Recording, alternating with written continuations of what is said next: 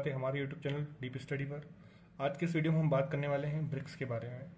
BRICS का introduction, उसका structure, उसकी बैठकें, ब्रिक्स की जो बैंक है और ब्रिक्स से जुड़ी हुई जो अन्य संस्थाएं हैं उनके बारे में चर्चा करेंगे और अंत में उसके उद्देश्य एवं महत्व के ऊपर प्रकाश डालेंगे।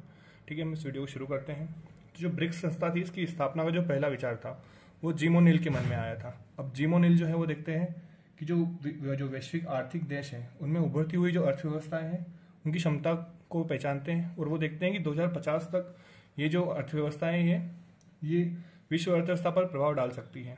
तो वो ऐसी अर्थव्यवस्थाओं को ब्रिक के रूप में देखते हैं और स्थापना का विचार 2001 में देते हैं। उसके बाद जो समय गुजरता है तो ब्रिक्स जो है 2006 के दौरान जो ब्रिक्स कंट्री के विदेश मंत्री होते हैं इनकी बैठक के साथ ही इसकी जो स्थापना है उसकी शुरुआत हो जाती है। तो उसकी जो पहली बैठक है ब्रिक्स की, वो बैठक आयोजित होती है 16 जून 2009 को, जो रशिया है उसका स्थान है यकिंतबर्ग में। यहाँ पर इस समूह की पहली बैठक का आयोजन किया जाता है। जो पहली बैठक होती है इसमें केवल 4 देश सम्मिलित होते हैं, यानी इसे यहाँ पे ब्रिक कहा जाता है। वहीं ब्राजील, रशिया, इंडिया और चाइना, ये चारों देश हैं।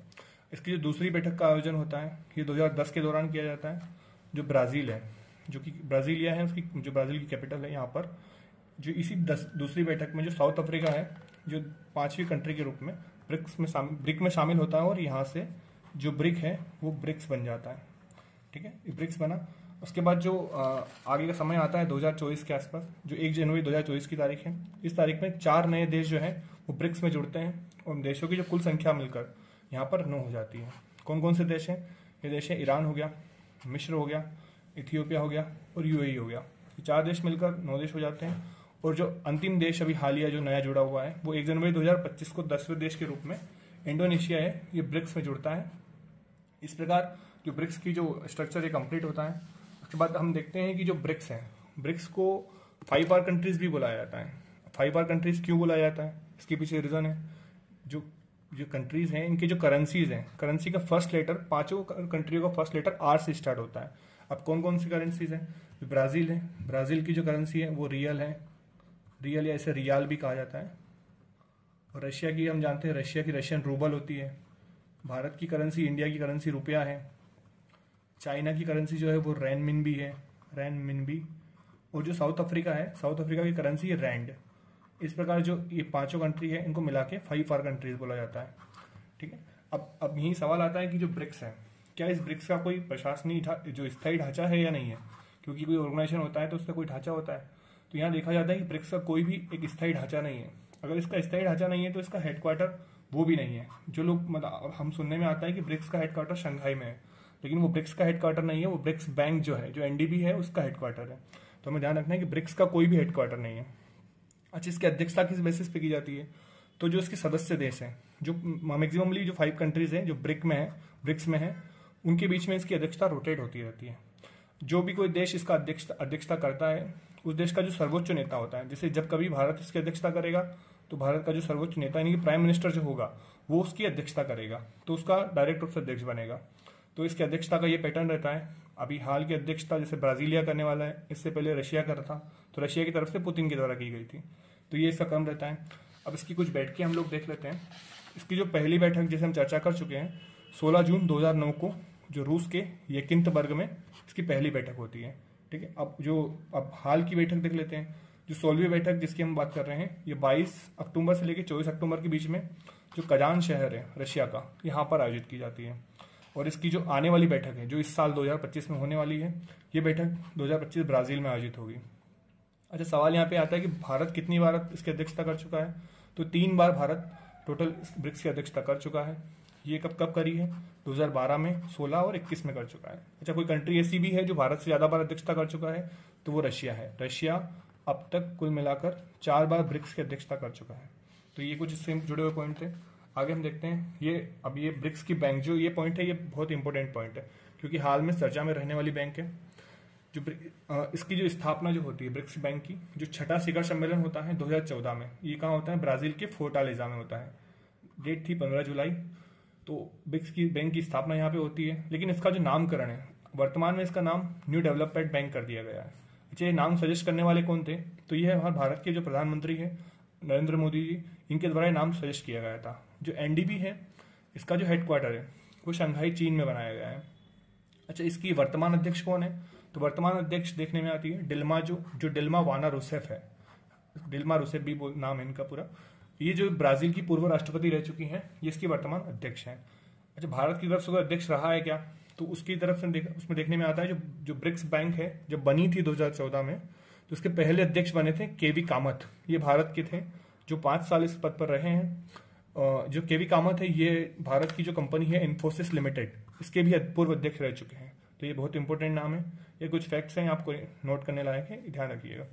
अच्छा, ब्रिक्स से जुड़ी हुई और भी कुछ इंपॉर्टेंट संस्थाएं हैं, इनके बारे में देख लेते हैं, क्योंकि जो बेसिक इन्फॉर्मेशन है वो सबके पास रहेगी, लेकिन कुछ यूनिक इन्फॉर्मेशन आपको जानना जरूरी है, और ये बहुत इंपॉर्टेंट है क्योंकि डबल स्टार मैंने इसलिए दे रखा है।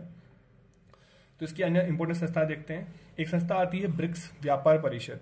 ये क्या काम करती है? तो ये बेसिकली होती है व्यापार और निवेश को बढ़ाने का काम करती है। निवेश को बढ़ाने के लिए एक तंत्र के रूप में काम करती है। तो ये इसकी संस्था है। अच्छा, इसका हेडक्वार्टर कहाँ है? ये जोहान्सबर्ग, साउथ अफ्रीका में इसका हेडक्वार्टर है।